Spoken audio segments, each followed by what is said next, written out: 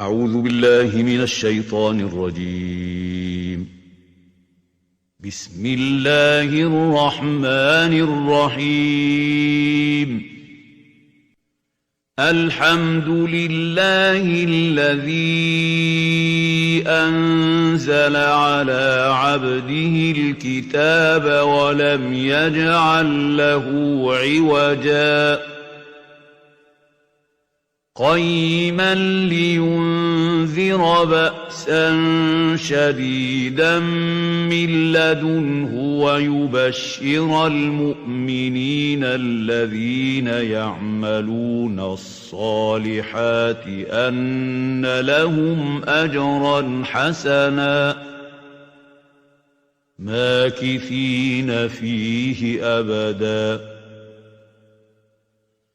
وينذر الذين قالوا اتخذ الله ولدا ما لهم به من علم ولا لآبائهم كبرت كلمة تخرج من أفواههم إن يقولون إلا كذبا فلعلك باخع نفسك على آثارهم إن لم يؤمنوا بهذا الحديث أسفا إنا جعلنا ما على الأرض زينة لها لنبلوهم أيهم أحسن عملا وإنا لجاعلون ما عليها صعيدا جرزا أم حسبت أن أصحاب الكهف والرقيم كانوا من آياتنا عجبا إذ أوى الفتية إلى الكهف فقالوا ربنا آتنا من لدنك رحمة وهيئ لنا من أمرنا رشدا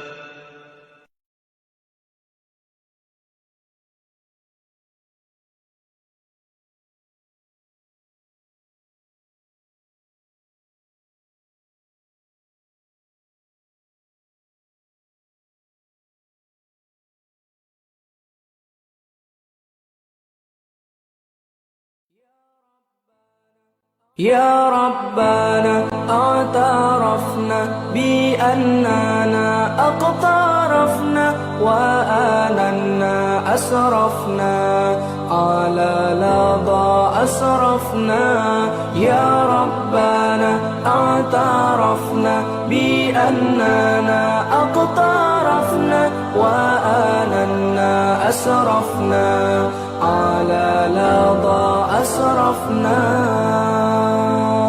فتب علينا توبة تغسل لكل حوبة واستر لنا العورات وآمن الروعات فتب علينا توبة تغسل لكل حوبة واستر لنا العورات وآمن الروعات يا ربنا اعترفنا بأننا أقترفنا وآننا أسرفنا على لظى أسرفنا يا ربنا اعترفنا بأننا أقترفنا وآننا أسرفنا على لظى أسرفنا واغفر لوالدينا ربي ومولودينا والآل والإخوان وسائر الخلان واغفر لي ومولودينا والآل والإخوان وسائر الخلان يا رب.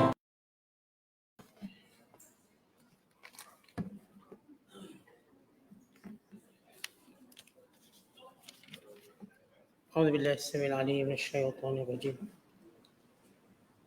بسم الله الرحمن الرحيم.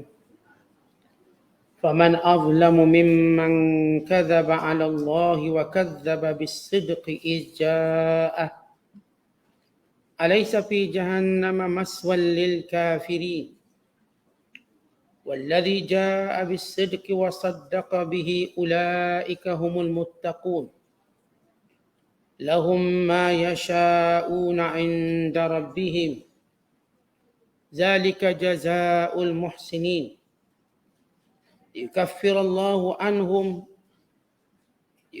الله عنهم أسوأ الذي عملوا ويجزيهم أجرهم بأحسن الذي كانوا يعملون أليس الله بكاف عبده ويخوفونك بالذين من دونه ومن يضلل الله فما له من هاد ومن يهد الله فما له من مضل أليس الله بعزيز ذي انتقام ولئن سألتهم من خلق السماوات والأرض ليقولن الله قل أفرأيتم ما تدعون من دون الله إن أرادني الله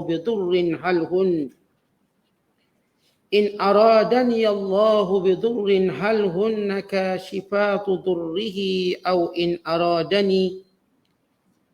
أو أرادني برحمة هل هن ممسكات رحمته قل حسبي الله عليه يتوكل المتوكلون قل يا قوم اعملوا على مكانتكم إني عامل فسوف تعلمون من يأتيه عذاب يخزيه ويحل عليه عذاب مقيم.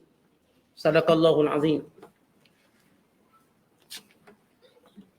Apabila berlaku yang demikian, maka nyatalah bahawa tidak ada yang lebih zalim daripada orang yang mereka-reka perkara-perkara yang dusta terhadap Allah dan mendustakan kebenaran sebaik-baik sahaja kebenaran itu disampaikan kepadanya. Bukankah telah diketahui bahawa dalam neraka Jahannam disediakan tempat tinggal bagi orang-orang yang kafir?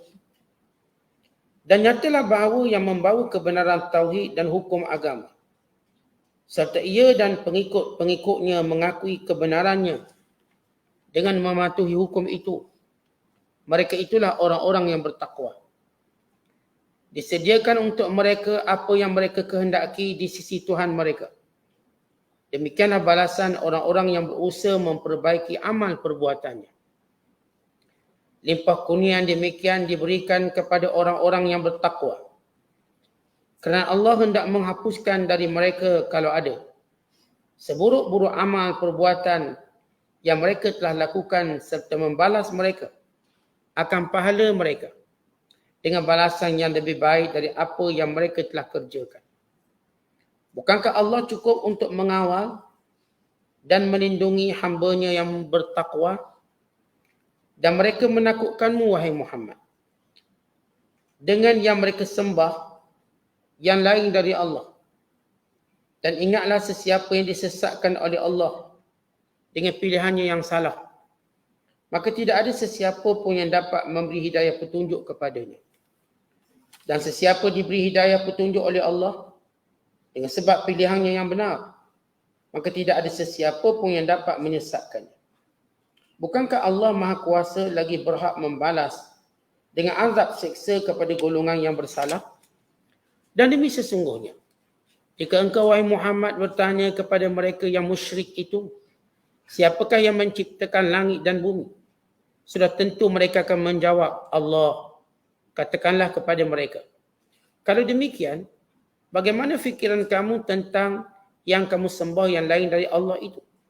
Jika Allah hendak menimpakan daku dengan sesuatu bahaya, dapatkah mereka mengelakkan atau menghapuskan bahayanya itu?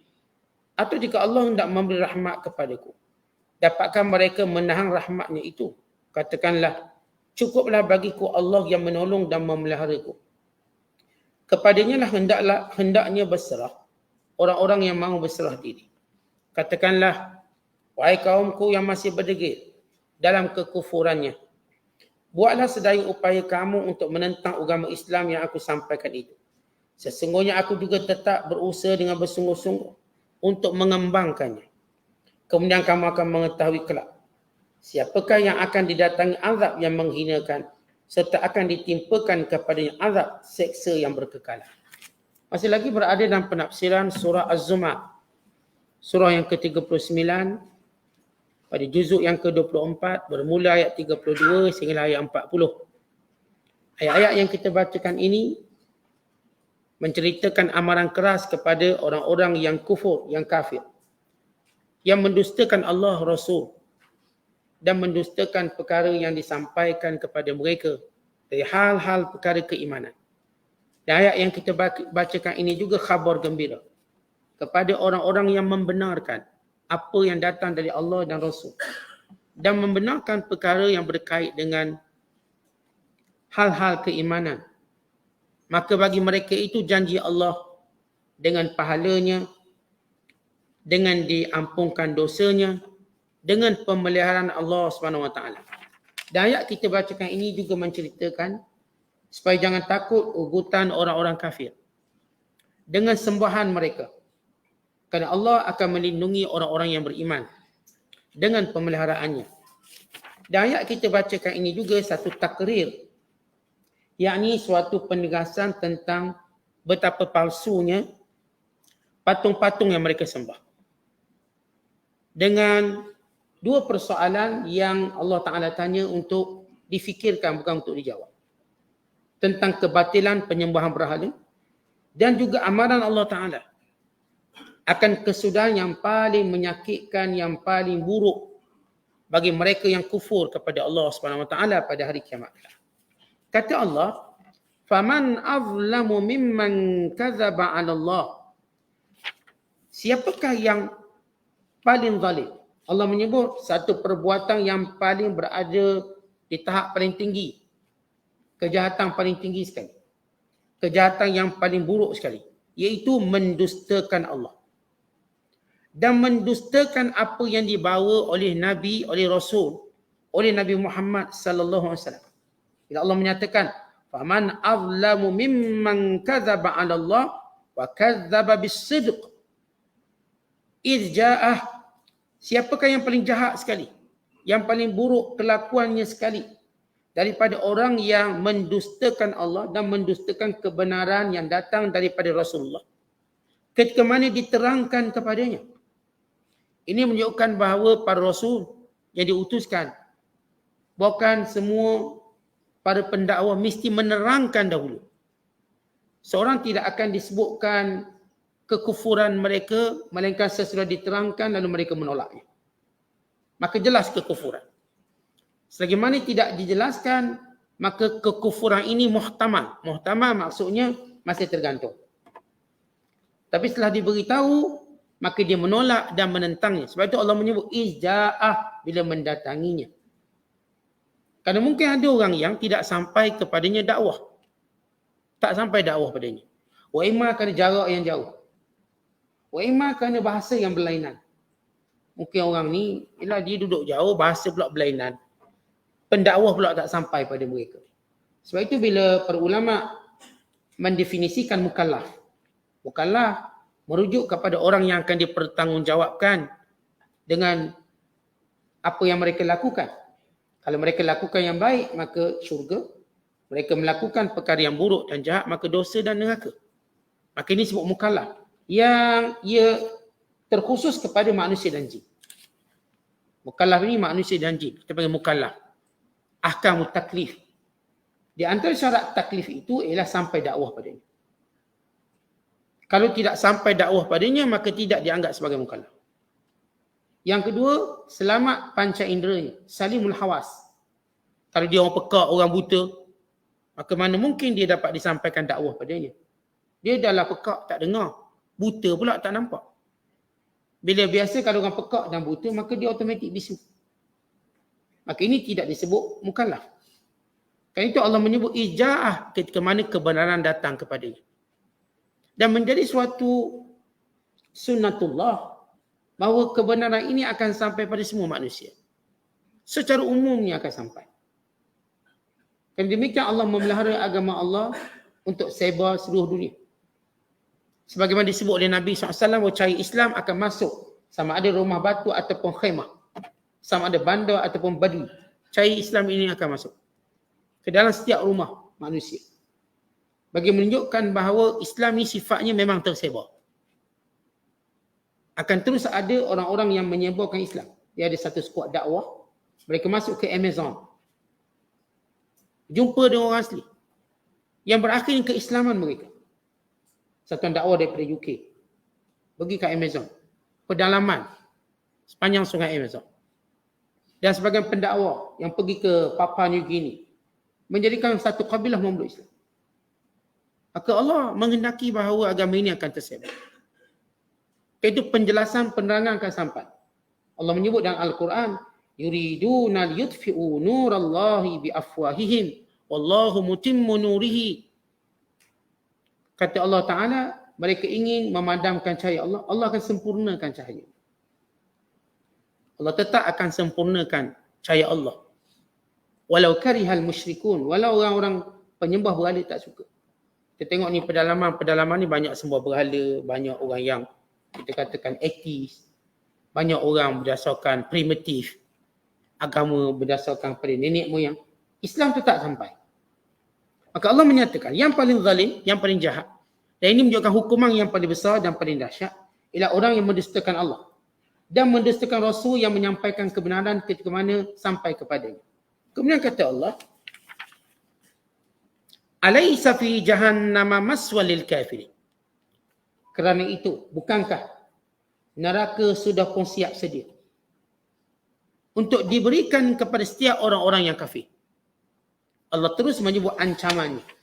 Ada orang yang mendustakan Allah dan yang mendustakan Rasul, datang kepadanya dakwah, maka kata Allah, cukuplah bagi kamu neraka yang sudah siap sedia. Neraka itu dah siap sedia untuk orang-orang kafir. Kita tahu bahawa Allah Ta'ala sudah pun menciptakan neraka. Dan Allah Ta'ala sudah menetapkan orang-orang yang akan masuk neraka. Artinya bukan kiamat dulu, kemudian masih baru diciptakan neraka. Tak, neraka sudah pun ada. Sudah disediakan. Sebagai satu amaran keras. Sebagaimana syurga juga telah diciptakan. Sebagai satu khabar gembira yang cepat. Belum apa-apa seumpama kita, ayah nak beri hadiah. Belum keluar keputusan periksa, ayah dah beli basikal siap-siap. Nombor 1 dapat basikal. Tim memang sungguh nak bagi. Bukan tunggulah dapat keluar result baru ayah fikir nak beli ke tak nak beli. Tak, dia dah sediakan. Allah Ta'ala sudah ciptakan syurga. Demikian juga Allah sudah sediakan neraka. Dan telah menyebut sifat-sifatnya. Supaya manusia mengetahui bahawa amaran ini ialah amaran yang begitu serius. Kerana sudah disediakan. Bahkan Nabi SAW telah dibawa melawat neraka. Rasulullah menyatakan, talaqtu finnar, aku telah dibawa oleh Allah untuk menjenguk neraka. Talaqtu finnar. Sebagaimana Nabi SAW telah menjenguk syurga.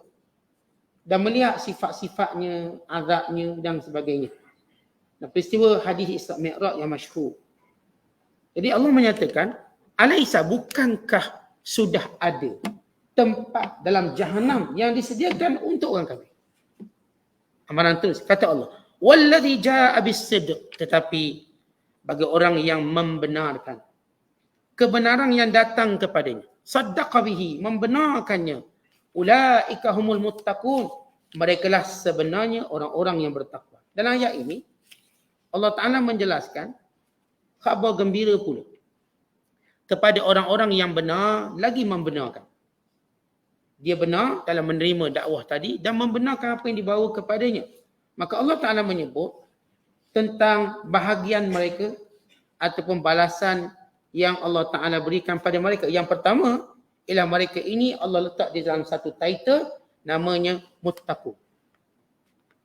yang membenarkan apa yang dibawa, maka letak title muttaqun ni title tertinggi.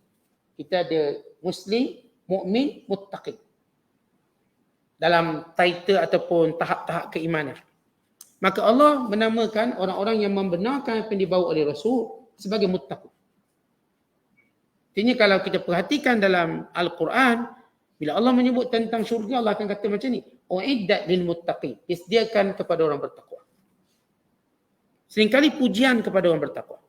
Artinya sifat orang bertakwa membenarkan apa yang datang dari Allah dan Rasul.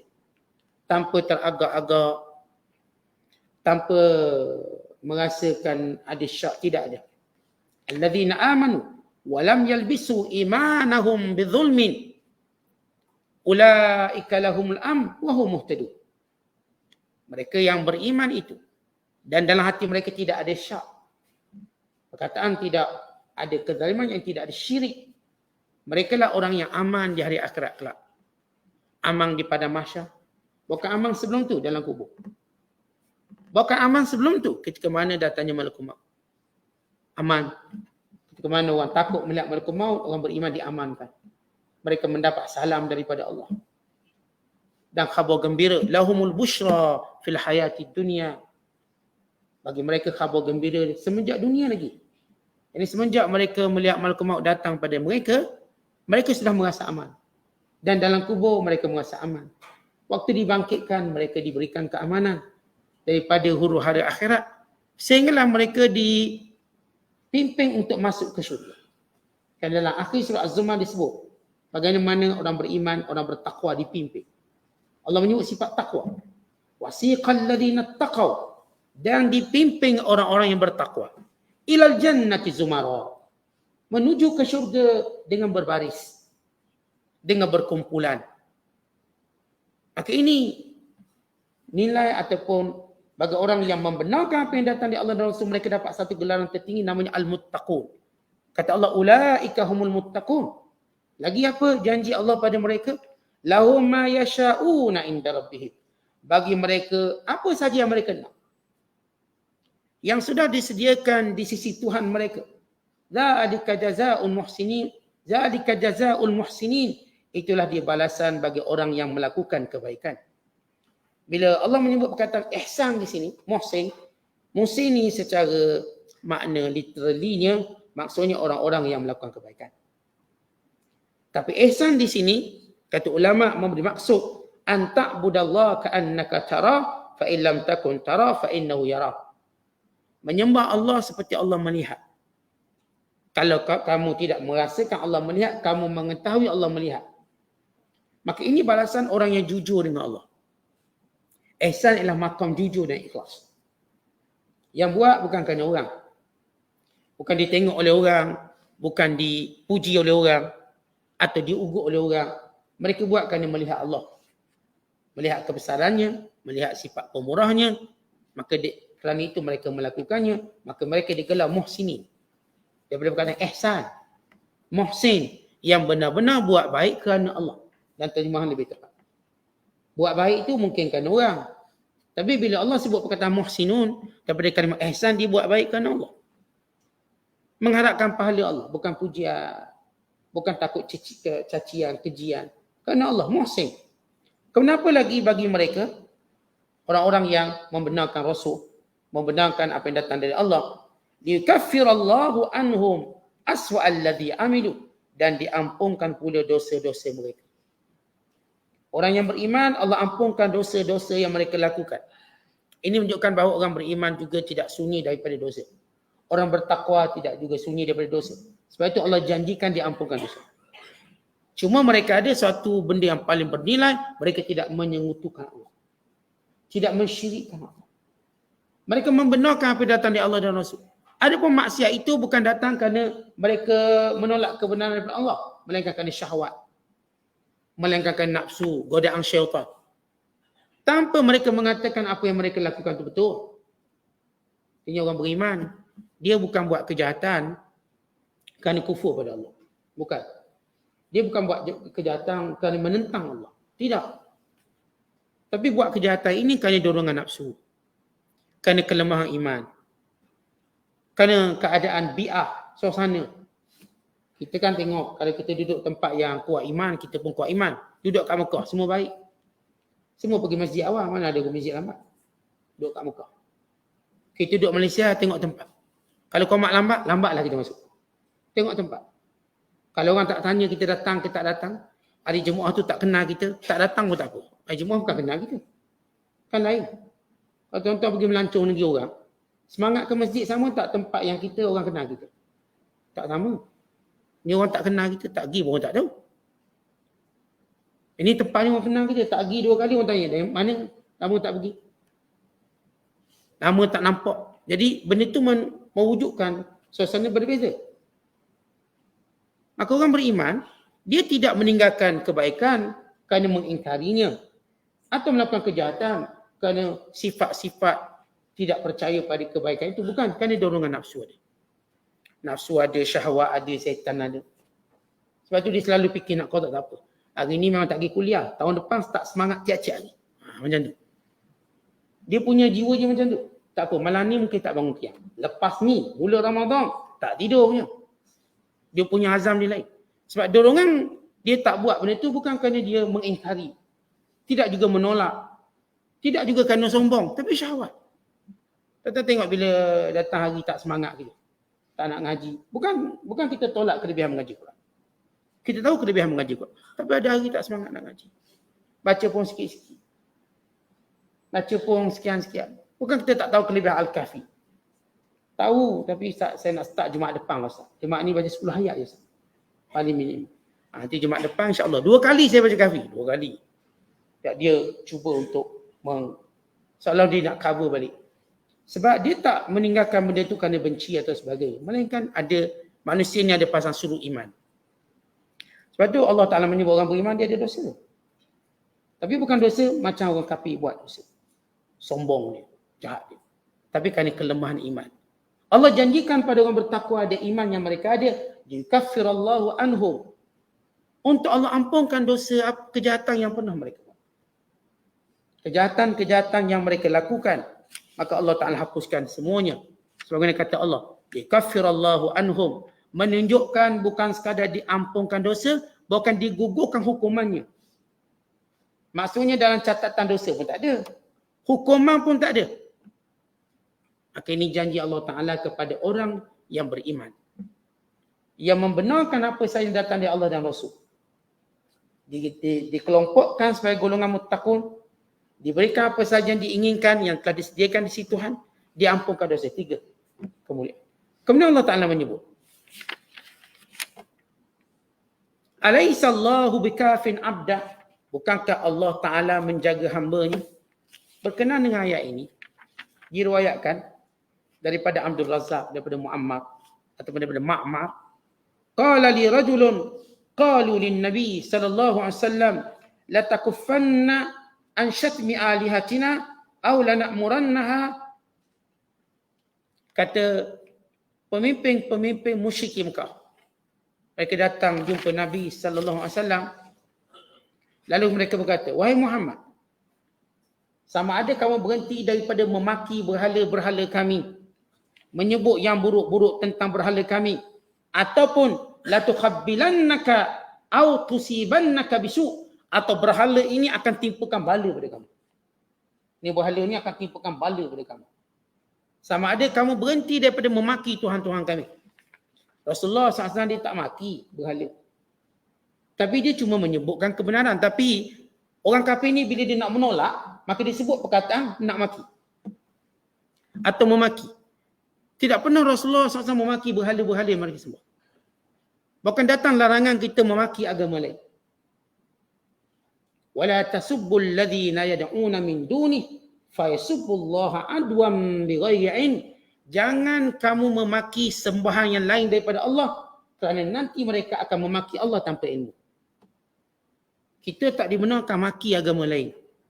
Kita cuma menerangkan kebatilan agama lain. Tapi bukan maki lain. Rasulullah SAW tak berdiri depan berhala Lata, Uzza, Hubal sekian, lalu Nabi pun maki sekian tak.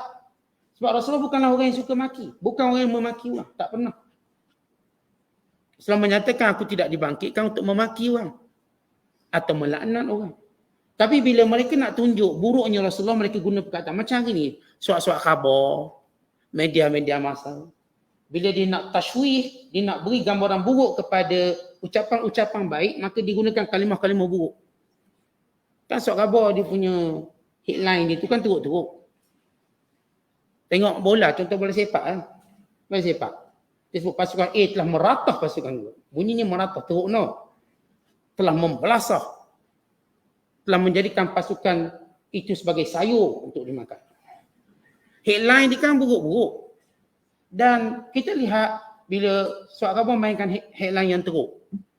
Dia pun sebut, okey, ustaz penipu, muka depan tu. Padahal kawan tu bukan ustaz pun. Sikit je nampak macam ustaz. Tu headline dia ustaz penipu. Imam Durjana. Oh, Imam Durjana. Headline tu buruk sangat. Kadang kawan ni baru dituduh, belum lagi buat. Tapi mainan surat khabar.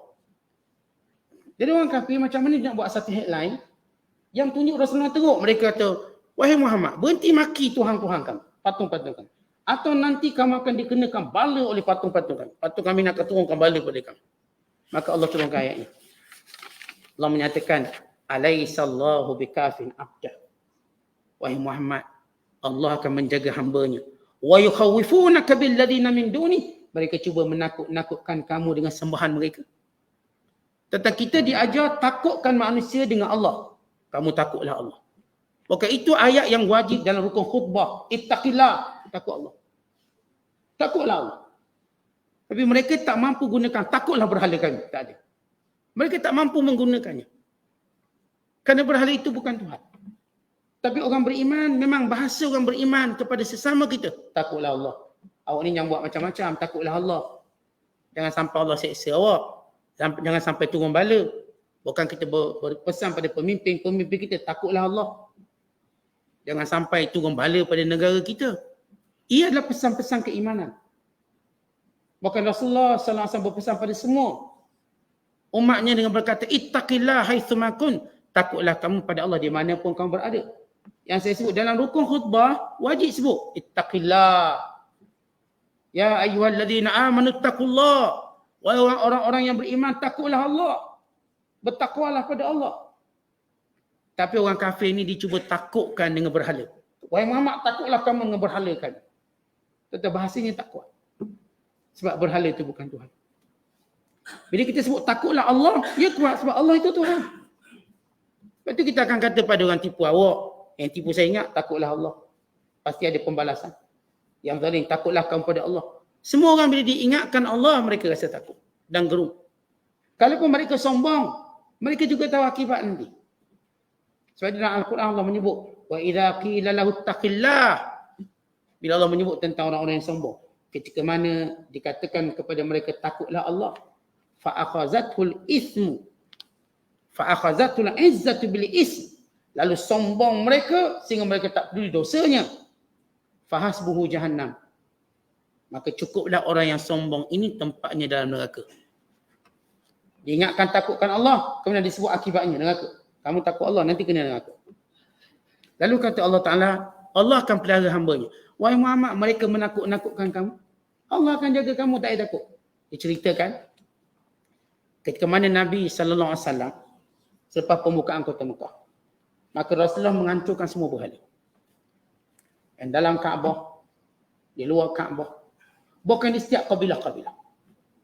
Lalu Nabi hantar Khalid Al-Walid untuk menghancurkan satu patung berhala paling besar yang bernama Uzza. Patung Uzza. Lalu ketika mana Khalid radhiyallahu ta'ala mendekati patung Uzza, antara patung yang paling dibanggakan oleh musyrik Mekah. Tapi patung Uzza ni dia tak berada di Mekah. Dia berada di tempat di luar pada Mekah. Patung yang besar, Uzza. Lalu Rasulullah suruh Khalid. Khalid ni gagah, kuat. Lalu berkata penjaga berhala, dipanggil Sadana ataupun Sadinuha, penjaga berhala Uzza. Inni akhafu alayka minha falaha quwwatun la yuqaddam laha syai'. Aku takut kalau kamu berani runtuhkan berhala Uzza, kamu akan dikalahkan. Kerana patung ini kuat. Khalid tak peduli, dia ambil kapak, dihancurkan. Hancur lebur. Lalu penyembah Uzza tu, tak ada apa pun. Khalid tak kenal pun. Yang selama ni duk mitos, ni kalau usik teruk kena. Datang Khalid ambil kapak hancur semua.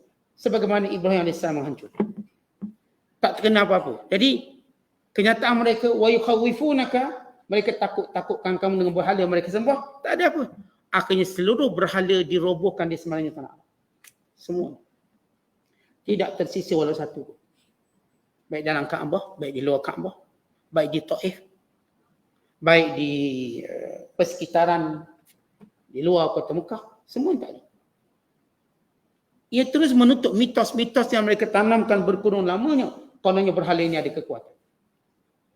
Kononnya berhala ini ada dia punya hukuman kepada setiap yang cuba untuk menghancurkan. Kata itu jawapan paling kuat kepada berhala dirobohkan. Membatalkan apa yang mereka percaya selama ini. Apa yang ditakutkan selama ini, ketakutan palsu. Kemudian kata Allah Ta'ala, wa man yudlilillah fama lahu min had. Dan demikianlah kalau seseorang itu disesatkan oleh Allah, dia tak mungkin dapat petunjuk.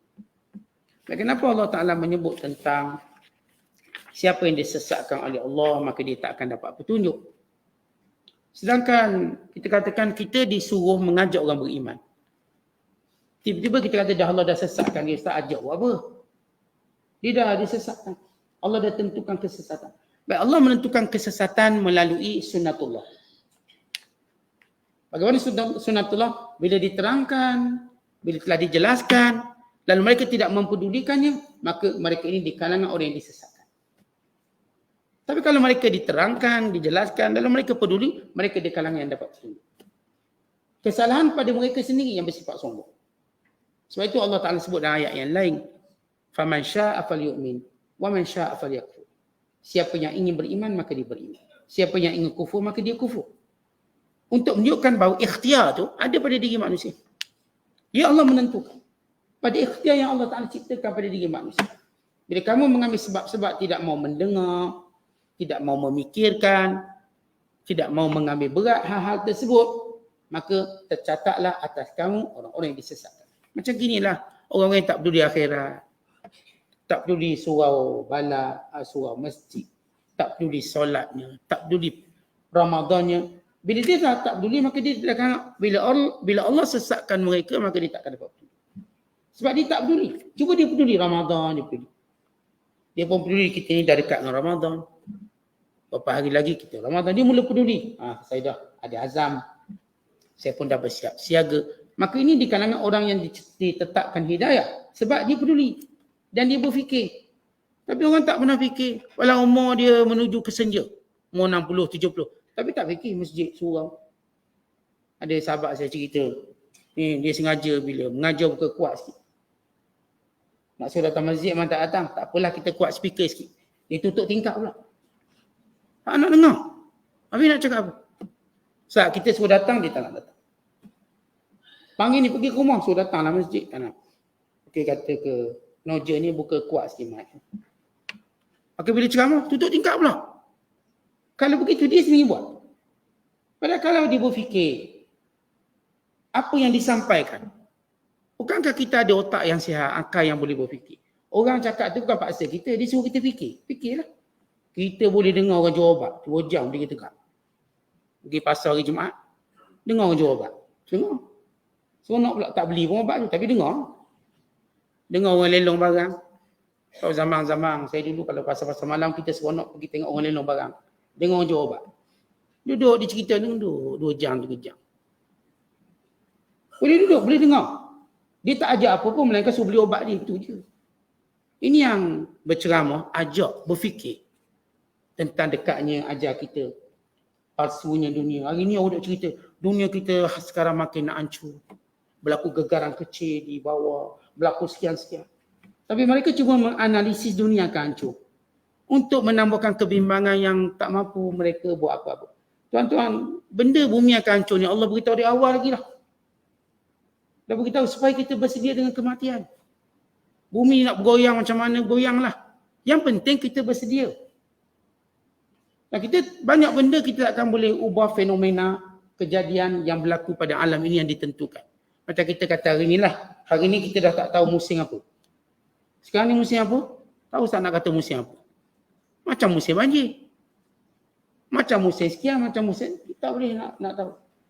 Dulu kita macam boleh letak musim tengkujuh, ini musim panas, ini musim sekian. Kita pun ada musim ada duit, musim tak ada duit. Sekarang tak tentu ada. Boleh bila-bila masa musim tak ada duit. Tak tunggu akhir bulan, tak. Dulu macam akhir bulan pun tak ada duit, sekarang tak. Awal bulan dah tak ada duit. Dia musim je dah tak menentu. Musim orang mati pun tak menentu. Dulu kita ni kalau dengar orang mati ni, tua betul orang mati. Dululah. Kan tak ada musim tu, tak ada cerita tunggu umur 60, tak ada. Tak perlu kita tunggu orang tu sakit sekian masuk hospital 4 bulan, 5 bulan. Sekejap. Tadi baru kita tengok dalam kuliah tengah tidur tadi, balik keluar mati. Tak ada Ustaz, ni tidur sebelah saya kuliah, balik mati. Artinya sekejap, ya tak ada sebab. Dulu macam kalau mati ni perlukan sebab kuat. Sehingga kita tanya sebab apa dia mati. Dulu kita tanya sebab apa. Sekarang kita macam tak perlu tanya lagi sebab apa dia mati. Tak perlu lagi kita tanya sebab apa. Begitu cepat. Dan ini satu peringatan bagaimana Allah ajar kita. Tak perlulah kita nak dengar huraian dunia ni akan jadi begitu, sengit, begini, sengit. Tak, kita sudah diajar, diberitahu. Dunia akan hancur, kita akan mati, maka bersedia. Tanpa menghilangkan keseronokan kita hidup kat dunia. Sebenarnya tak ada masalah. Tuan-tuan lepas ni nak pergi main, nak pergi makan, tak ada masalah. Tapi ingat Allah pada waktunya. Datang waktu solat, pergi solat. Islam bukan ajar kita ingat mati sampai kita tak kerja buat. Sampai kita tak nikah kahwin. Sampai kita tak sembang, sampai kita tak bercakap. Tak, yang tu buat. Tapi sampai waktu solat, solat. Sampai waktu pergi masjid, pergi. Sampai waktu belajar, belajar. Sampai waktu kita baca Quran, baca Quran. Kerana setiap tu ada waktu. Umpama kita murid sekolah. Memang jadual tu ketat. Tapi di sebalik ketat jadual, dia ada waktu rehat. Dia ada waktu balik. Dia ada waktu kita sukan. Kita follow je. Untuk kita dia pelajar cemerlang. Sama juga peraturan Allah atas muka bumi. Bukan bila kita sebut ingat Allah. Sampai tak boleh bernafas, tak boleh makan, tak boleh minum, tak boleh bercakap, tak boleh bergaul sendiri. Tak. Itu jalan macam biasa. Jalan boleh makan, boleh minum. Boleh ziarah, boleh berjalan, boleh melancong. Tak ada masalah apa. Yang penting sentiasa dalam ingatan pada Allah. Gilah melancong jauh mana pun sampai waktu solat, solat. Sampai waktu makan, carilah makanan yang halal. Sampai waktu bekerja, cari rezeki yang baik. Maka peraturan itu yang Allah suruh kita jaga. Di samping Allah beritahu dunia akan hancur. Maka di sini bagaimana orang-orang beriman mengetahui apa yang perlu mereka lakukan. Kemudian kata Allah, "Wa may yahdillah fama lahu min mudil." Tapi siapa yang Allah Ta'ala beri petunjuk, maka tidak akan ada yang menyesatkan. Walaupun zaman ni buruk, zaman ni teruk, zaman ni macam Mustafa Kamal Ataturk. Tapi bila Allah nak jaga, nak beri kita petunjuk, tak ada yang boleh sesatkan. Alaikum anfusakum la yadurrukum man dalla idza tadaitu. Hendaklah kamu jaga diri kamu, tak akan menyesatkan kamu, tak akan beri mudarat pada kamu sesudah Allah beri hidayah pada kamu. Ustaz, kita kata saya hidup zaman teruk ni, Ustaz. Zaman orang tak semayang bang, zaman orang tak tutup aurat, zaman remaja duk menari kepok, itu ini. Oh, bimbang anak saya. Bila Allah beri petunjuk, yang tu tak akan beri mudarat pada kita. Dia kita tengok orang ni sesat itu, tapi tak beri mudarat pada kita. Kerana Allah beri petunjuk. Ialah orang nak buat sekian-sekian benda lara, kita tetap jaga Allah. Tetap akan ada orang yang memenuhi rumah Allah. Tetap akan ada orang yang menghafal kitabullah. Maksudnya kalau orang tu ada petunjuk, walau dia duduk negara paling teruk sekali, dia tetap dapat petunjuk. Bayangkan yang tak, dulu kan kita kalau sebut hak nyai, kita tengah hak nyai, teruknya hak nyai. Kalau kawan-kawan saya sebut pergi hak nyai, saya kata tak nak. Kita pun bayang buruk-buruk juga hak nyai. Sehinggalah sahabat kita, Ustaz tu hak nyai ni ada tahfiz. Ada tahfiz, besar tahfiz dia. Nak beritahu di sebalik tempat tu terkena hanya dengan Phuket, terkena dengan benda tak elok. Bukan kita sebut hanya Phuket, kita pun bayang sambal belacang, tak ada, kita tak bayang benda tu. Sebut tempat-tempat macam ni maklum, ini pusat pelacuran. Ini pusat maksiat. Tapi di sana Allah jaga orang-orang yang masih lagi menjaga agamanya, ada tahfiz. Mereka menjaga Quran, mereka jaga hafazat. Walau duduk tempat yang memang terkenal dengan pusat yang tidak baik. Hatta di negara-negara kafir misalnya. Teruknya liberal mereka, teruknya LGBT mereka, tapi tetap terbangun madrasah, tetap terbangun badan-badan dakwah, tetap terbangun para pendakwah. Seperti mereka tak diusik sedikit pun dengan keadaan cacar marba masyarakat. Demikian bila Allah beri hidayah. Tak terkesan apa pun. Duduk mana tempat pun, maka tetap terjaga agama. Atau duduk ni ada satu hamba Allah ditunjuk, dia duduk satu kepulauan dekat Norway, yang siangnya 6 bulan. Dan dicerita pengalaman dia berpuasa. Bayangkan tidur 6 bulan tu siang, tidur macam mana? Dikejam. Kena puasa macam mana? Dikejam. Bila nak tidur cuma tutup tingkap langsir. Tapi harinya siang. Secara waktu sudah malam. Matahari keluar je 6 bulan. Nanti 6 bulan malam pula. Tapi tetap dia jaga agama dia. Dia solat macam biasa. Dia berpuasa. Tapi bila walaupun tempat tu, dia bagus tempat tu, dia tak import daging, melainkan daging mesti disembelih. Mesti. Kerana dulu ada satu penyakit lembu gila di Eropah. Yang menyebabkan mereka tak berani lagi ambil lembu yang tidak disembelih. Mesti disembelih cara Islam. Ada halal. Di negara bukan Islam. Satu kepulauan dekat Norway. Dia mesti daging tu ada cok halal. Barulah penduduk dia beli. Sebab bimbang mek cow ataupun lembu gila. Kejaga yang halal. Lalu orang Islam yang duduk situ, tunjuk macam mana dia berpuasa di situ, dia semayang di situ. Kita lihat bila Allah nak jaga hidayah. Walau dia duduk negara yang ramai kafir macam tu, tetap terjaga. Yang ini yang Allah Ta'ala sebut. Wa man yahdillah fama lahu min mudil. Bila Allah Ta'ala bagi petunjuk, tak ada pun sebab-sebab yang boleh menyesatkan dia. Alaihissallah. Bukankah Allah itu bi'azizin zintiqam. Sebab Allah itu perkasa. Zintiqam. Perkataan intiqam, kalau terjemah bahasa Melayu, maknanya balas dendam. Dia panggil muntaqim, orang yang balas dendam. Tapi di sini perkataan intiqam, yakni cepat hukuman Allah. Tetapi bila kita sebut balas dendam, kalau kita ada dendam ke orang, kita pun nak balas dendam. Kita akan cari secepat-cepat waktu untuk dendam dia. Saya berdendam dengan dia ni. Kita cuba cari secepat-cepat peluang. Maka bila Allah menyebut, Alaihissallahu bi'azizin. Bukankah Allah itu maha perkasa?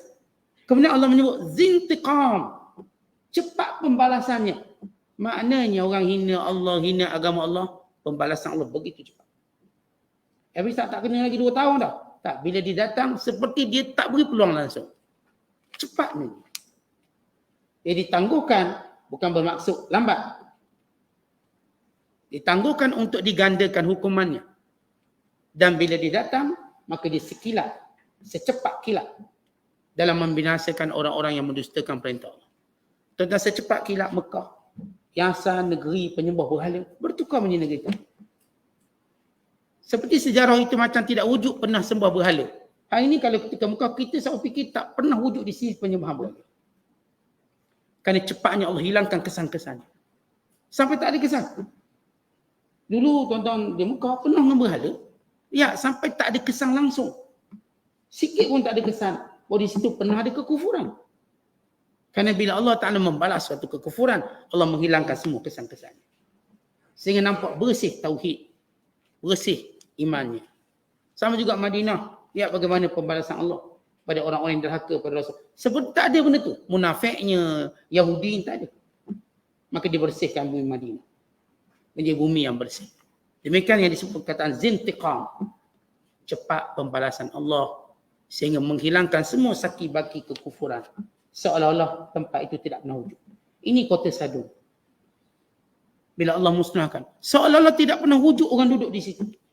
Walau kota Sadum, kota Amura, kota Ba'ura. Ini kota-kota lesbian, gay, rompak. Kota-kota moden yang hebat. Yang kaumnya bersepakat untuk melakukan gay dan lesbian. Menentang Nabi Allah Lut AS. Lihat bila Allah musnahkan, seperti dia tak pernah ada tempat orang duduk. Tuan-tuan pergi hari ini tempat tersebut lawan mati, macam tak pernah ada orang duduk. Dihancurkan sehancur-hancur. Demikian berlaku pada kaum Samud. Walau mereka ialah kota-kota yang jauh lebih hebat daripada kota-kota yang ada hari ini. Kota Sabak jauh lebih hebat. Tapi seperti macam tak ada. Kenapa? Azizin zintiqam. Tuan-tuan kita, logiknya, bila mana kita balas dendam, kita pastikan benda tu takkan bangun lagi. Dendam, balas dendam. Dia akan habiskan semua. Macam dia ceritakan bila kerajaan Abbasiyah dia memusuhi kerajaan Umayyah. Bila mana dia berpeluang naik? Bila jatuhnya Umayyah tahun 131 Hijriah ataupun 132. Naik kerajaan Abbasiyah dipimpin oleh Abdullah As-Saffah. Apa yang Abdullah As-Saffah buat? Dia balas dendam. Dia bunuh semua walaupun anak kecil asalkan dia keturunan Bani Umayyah. Dia punya dendam, bunuh semua. Biar tak ada, biar tak seolah-olah tak pernah wujud Bani Umayyah. Dia punya dendam. Politik dendam bila naik. Ini cerita lama, dah politik dendam bila naik. Dia naik, dia hancurkan semua, biar jangan tinggal keturunan. Dia bunuh perempuannya, atau yang kecilnya. Tapi Allah Ta'ala menghendaki sebaliknya. Ada seorang dia terselamat. Budak umur 8 tahun. Namanya Abdul Rahman. Daripada keturunan Umayyah. Dibawa lagi sampai ke Andalusia, Spanyol. Dan dijaga oleh bangsa Barbar. Ini orang-orang Maroko. Maroko ni panggil Barbar. Yang gagah, yang kuat. Seramai 40,000 orang. Tentera Barbar ini jaga Abdul Rahman. Lalu mereka membuka kota Spanyol atau kota Andalusia. Maka diasaskan kerajaan Umayyah di Andalusia. Di bawah pimpinan Abdul Rahman Ad-Dakhili yang berusia 8 tahun. Budak lagi. Tapi dia satu kesinambungan daripada kerajaan Umayyah. Dia kerajaan Abbasiyah bila dia naik, dia punya marah dendam dia. Kalau boleh jangan ada sakit-baki Umayyah. Dia ketua oleh Abdullah As-Saffah. Diikuti oleh Abu Ja'far Al-Mansur. Hilangkan semua. Tapi Allah berkehendakkan sebaliknya. Tetap ada juga kerajaan Umayyah. Tapi berpindah ke Spanyol. Ataupun membuka negara yang disebut Andalusia. Oleh Abdul Rahman Ad-Dakhili. Lalu dia merintah selama hampir 800 tahun di sana. Maksudnya dia dan keturunan dia. Walaupun Abbasiyah cuba hilangkan dia. Ini di antara kita sebut. Bila kalau dendam manusia ni dia tak boleh habis semua. Walau dia cuba. Kalau boleh nak hapuskan, dia dendam. Tak habis. Keturunan cepat ada lagi. Dia ada. Keturunan hantu ada lagi. Tapi bila Allah membalasnya, dia tak akan tinggalkan sakit-baki. Maka tak ada lagi sakit-baki kaum Lut, kaum Ad, kaum Thamud. Tak ada. Kenapa? Azizin zintiqam. Kerana Allah itu maha cepat pembalasan. Sehingga dia tidak meninggalkan apa-apa keturunan golongan yang kufur pada Allah. Maka mana kita nampak ada keturunan Samuknya, Adnya, kaum Lut, tak ada. Melainkan mereka ulang kesalahan dulu. Tapi bukan daripada keturunan dia. Mengulang kesalahan untuk mendapat hukuman yang sama. Wallahu a'lam. Assalamualaikum.